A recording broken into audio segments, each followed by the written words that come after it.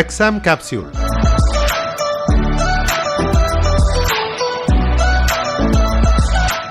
എല്ലാ ശ്രോതാക്കൾക്കും എക്സാം കാപ്സ്യൂളിലേക്ക് സ്വാഗതം.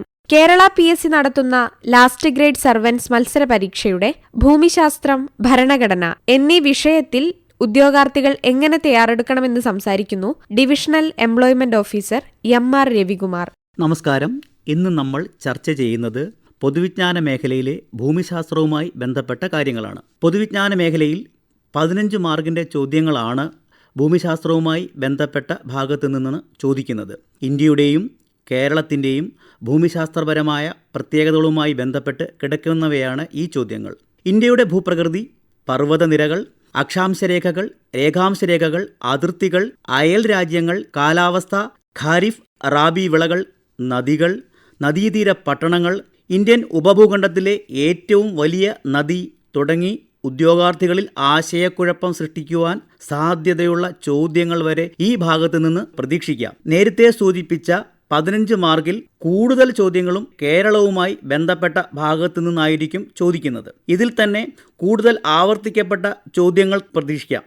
അതിലൊന്നാണ് കേരളത്തിൻ്റെ ആകെ വിസ്തീർണം. പല PSC പരീക്ഷകളിലും ഈ ചോദ്യം ചോദിച്ചിട്ടുണ്ട്. കേരളത്തിലെ നദികൾ, നദീജല പദ്ധതികൾ, വിവിധ അണക്കെട്ടുകൾ, വെള്ളച്ചാട്ടങ്ങൾ, അവ സ്ഥിതി ചെയ്യുന്ന ജില്ലകൾ, ഏറ്റവും കൂടുതൽ കടൽ തീരമുള്ള ജില്ല, വിവിധ മത്സ്യബന്ധന തുറമുഖങ്ങൾ, അവയുമായി ബന്ധപ്പെട്ട ജില്ലകൾ, വന്യജീവി സങ്കേതങ്ങൾ, ദേശീയ ഉദ്യാനങ്ങൾ, പക്ഷി സങ്കേതങ്ങൾ, ഇവ ഓരോന്നും അക്കമിട്ട് പഠിക്കേണ്ട വിഷയങ്ങളാണ്. കാരണം പ്രസ്താവനാ ചോദ്യങ്ങൾ വരുമ്പോൾ ചേരുംപടി ചേർക്കുക എന്ന ചോദ്യങ്ങൾ കൃത്യമായി ചെയ്യണമെങ്കിൽ ഇപ്പോൾ നമ്മൾ പറഞ്ഞ ഭാഗങ്ങൾ കൃത്യമായി അക്കമിട്ട് പഠിക്കേണ്ടതാണ്. കേരളത്തിൻ്റെ അടിസ്ഥാന വിവരങ്ങൾ പഠിക്കുന്ന അവസരത്തിൽ ജില്ലകൾ, താലൂക്കുകൾ, വിവിധ പഞ്ചായത്തുകൾ, ബ്ലോക്കുകൾ, വില്ലേജുകൾ ഇവ ഇഴകീറി പഠിക്കേണ്ടത് തന്നെയാണ്. കാരണം ഇന്ത്യ മഹാരാജ്യത്ത് വിവിധ നേട്ടങ്ങൾ ആദ്യമായി കരസ്ഥമാക്കിയവയിൽ കൂടുതലും കേരളത്തിലെ ജില്ലകളോ പഞ്ചായത്തുകളോ വില്ലേജുകളോ ഒക്കെ തന്നെയാണ്.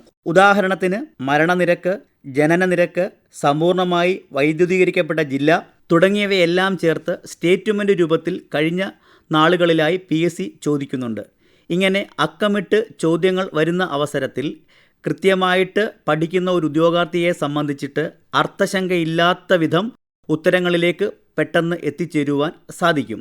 പൊതുവിജ്ഞാന മേഖലയിലെ പ്രധാനപ്പെട്ട മറ്റൊരു വിഷയമാണ് ഇന്ത്യൻ ഭരണഘടന. ശ്രദ്ധാപൂർവം പഠിച്ചാൽ ഈ ഭാഗത്ത് നിന്ന് 5 മാർക്കും നിങ്ങൾക്ക് കരസ്ഥമാക്കുവാൻ സാധിക്കും.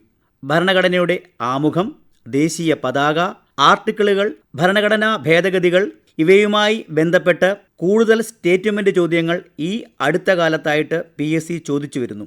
ഇതിൽ തന്നെ 42ാം ഭരണഘടനാ ഭേദഗതി, 44ാം ഭരണഘടനാ ഭേദഗതി ഇവയ്ക്ക് പ്രത്യേക പ്രാധാന്യം കൊടുത്തുകൊണ്ട് നിങ്ങൾ പഠിക്കേണ്ടവയാണ്.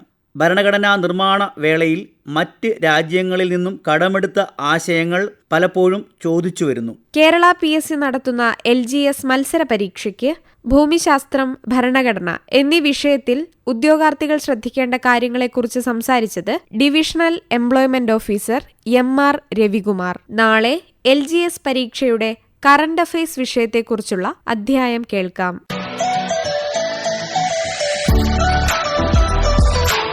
Exam capsule.